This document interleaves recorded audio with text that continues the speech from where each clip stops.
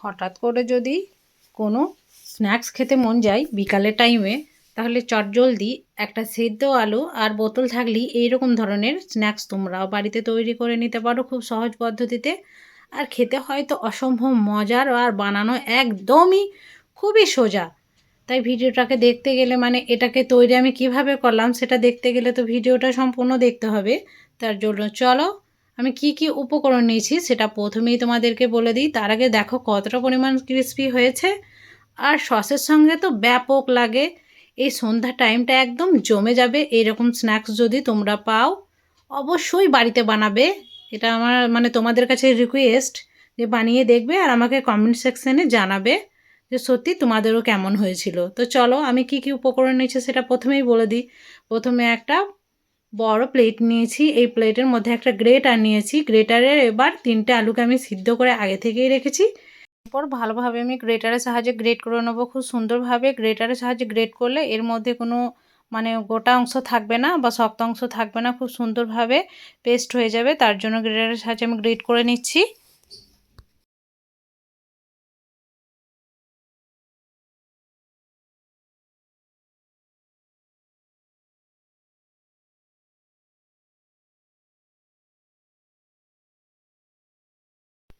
তো বন্ধুরা 3টে আলুই আমি একসঙ্গে মানে এক এক করে গ্রেট করে নিয়েছি।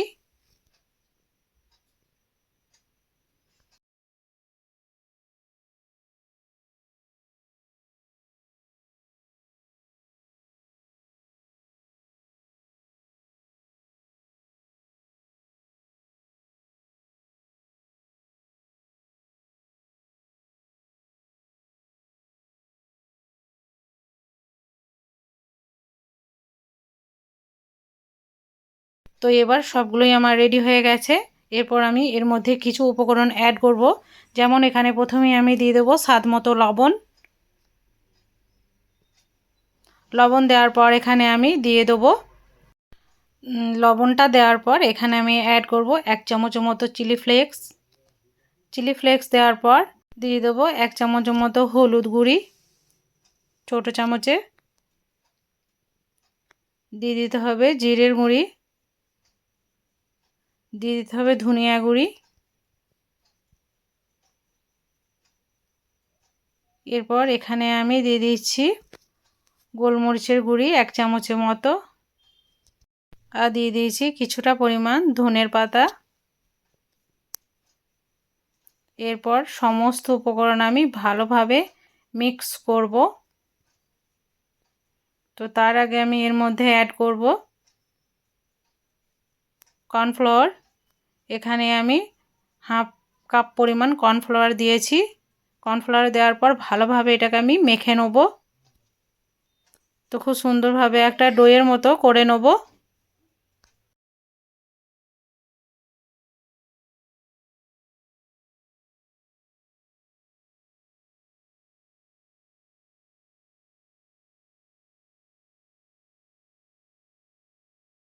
তো বন্ধুরা দেখো আমি মেখে মেখে এটাকে একটা ডো তৈরি করে নিচ্ছি। খুব সুন্দরভাবে ডোটা মেখে নিতে হবে। আর প্রয়োজন যদি মনে হয় যে আর একটু কর্নফ্লাওয়ার লাগবে তো কর্নফ্লাওয়ার দিয়ে দিতে পারো।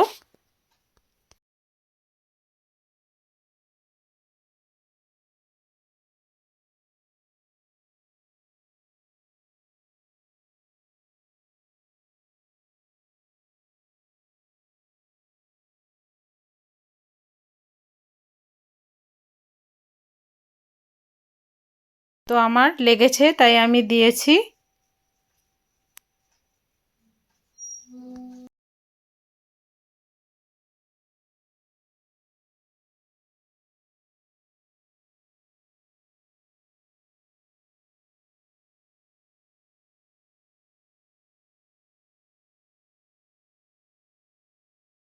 তো একটা পর্যায়ে খুব সুন্দরভাবে একটা ডো তৈরি হয়ে যাবে ঠিক এই রকম। এরপর আমি একটা বোতল নিয়েছি। এই বোতলের মুখটা আমি খুব সুন্দরভাবে একটা ব্লেডের সাহায্যে কেটে নেব ঠিক এই রকমভাবে। এর মানে ডিজাইনটা হবে স্টারের মতো, যেমন গাঁঠিয়া তৈরি হয় ঠিক সেই রকম। তো এইরকমভাবে আমি চারি সাইড কেটে নিচ্ছি, মাঝটা একটু ফাঁক করে। তো বন্ধুরা দেখো আমি তোমাদেরকে দেখিয়ে দেবো আমি কেমনভাবে কাজটাকে করছি। ঠিক একদম সাইড বরাবর মানে মাঝ বরাবর কেটে একদম সাইডে নিয়ে চলে আসতে হবে।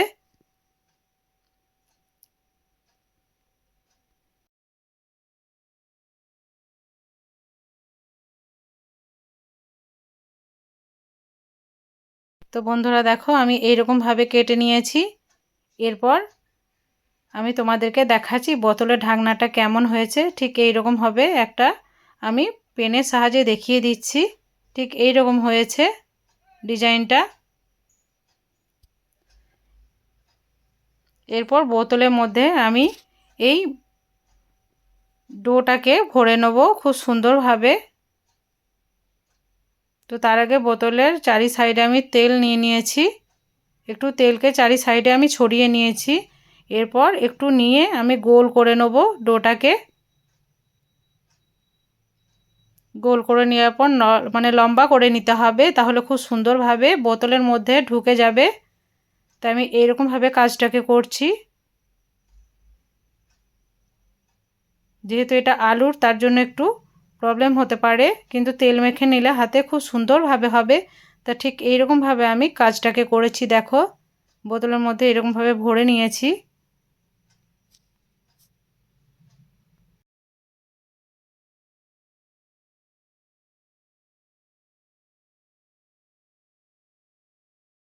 তো বন্ধুরা দেখো, দেখে বুঝতে পারছো, দেখো আমি কেমনভাবে ভরছি। ঠিক এইরকমভাবে সবগুলোকেই এই বোতলের মধ্যে ভরে নিয়েছি।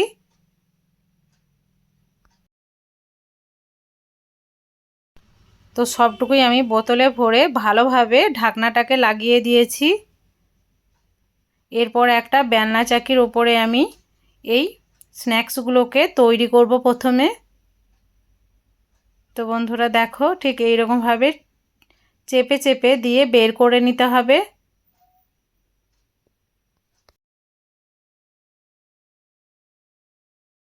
তো ঠিক এইরকমভাবে করতে হবে। নিশ্চয়ই বুঝতে পারছো বন্ধুরা আমি কেমনভাবে কাজটাকে করছি। হাতে চেপে ভালো করে এটাকে বের করে নিতে হবে, ঠিক এইরকমভাবে।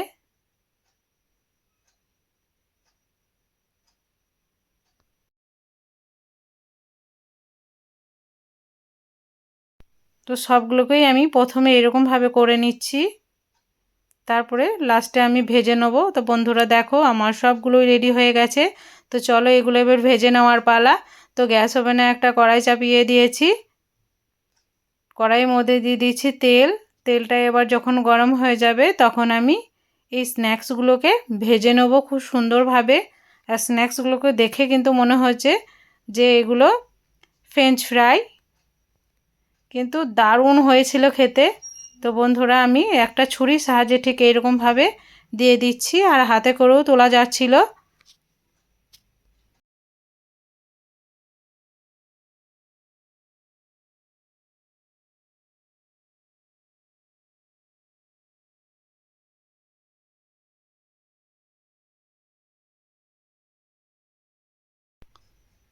তো এক এক করে আমি এগুলোকে তেলের মধ্যে দিয়ে দিচ্ছি। মানে যতটা এই তেলের মধ্যে ধরবে ততটাই আমি দেবো।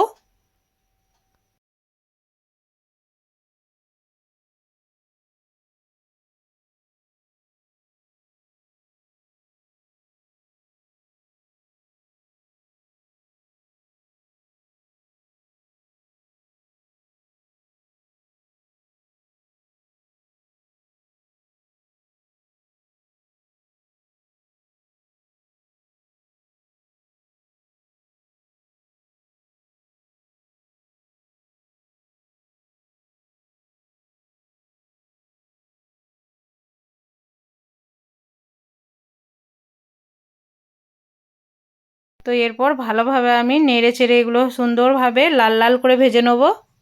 আর এতটা পরিমাণে ক্রিস্পি হয় যে তোমাদেরকে বলে বোঝাতে পারবো না। যেহেতু আলু আর কর্নফ্লাওয়ার দেওয়া আছে তার জন্য খুবই ক্রিস্পি হয়, একদম মানে দোকানের কুরকুরা খাওয়া ভুলে যাবে, এতটা সুন্দর হয়।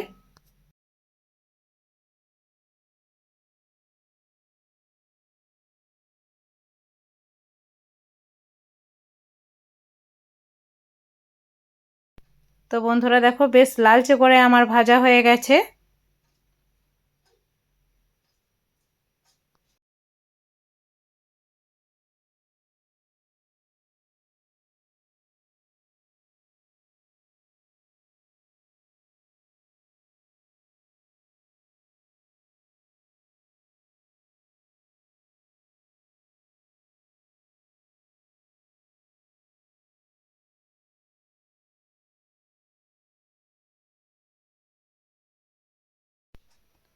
তো যেগুলো ভাজা হয়ে যাবে সেগুলোকে আমি তেল ঝরিয়ে তুলে নেব।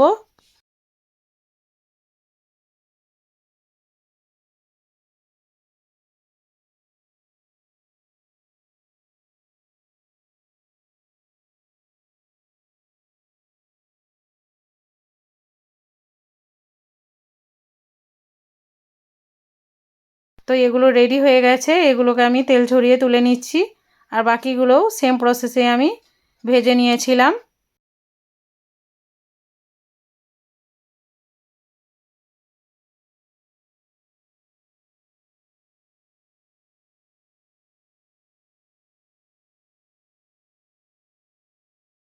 বন্ধুরা দেখো বাকিগুলো আমার ভাজা হয়ে গেছে। তো সবগুলোকে আমি একটা প্লেটের মধ্যে তুলে আমি সস দিয়ে মানে টমেটো সস দিয়ে এটাকে সার্ভ করেছি।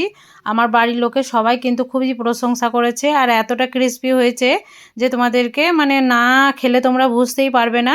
অবশ্যই বাড়িতে বানানোর জন্য রিকোয়েস্ট রইল। তো একটা আমি সসের সঙ্গে ডুবিয়ে খেয়ে দেখলাম, দারুণ লেগেছিল, একদম দুর্দান্ত, একদম মুচমুচে যাকে বলে।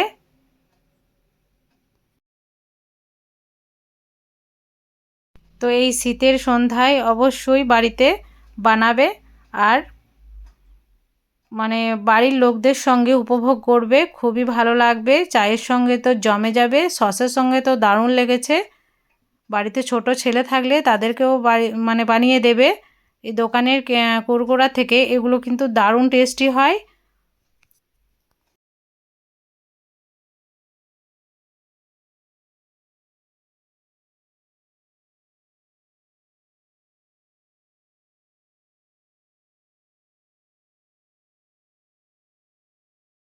তো সবগুলোই কিন্তু দারুণই হয়েছিল।